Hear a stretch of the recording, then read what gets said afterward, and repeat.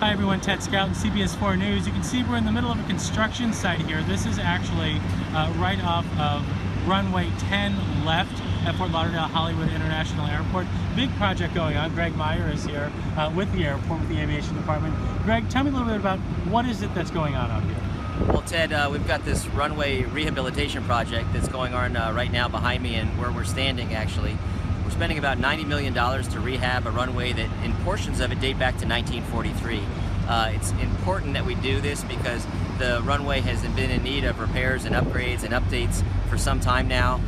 We had to do this really, and it's a very important project, and ultimately it's beneficial to the traveling public. And now, what does this mean for the traveling public in terms of while this construction is going on? Everything's going to have to go out of one runway, the south runway.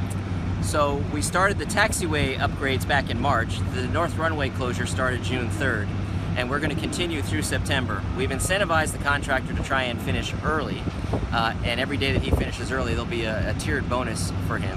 For the traveling public, it basically means that if you're coming in or out of the airport between now and September, we strongly encourage you to take into consideration the time of day that you're traveling. Mornings and afternoons are usually very good.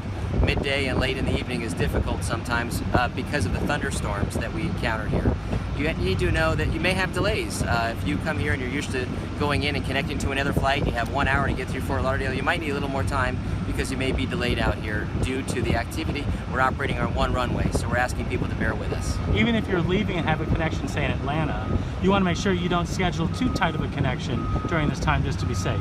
Absolutely, just to be safe, give yourself more time than you're used to allowing yourself. For example, we don't know whether or not there are other flights that are being diverted to our airport because of weather somewhere else, and we only have one runway right now. We're not operating on two runways as we normally are.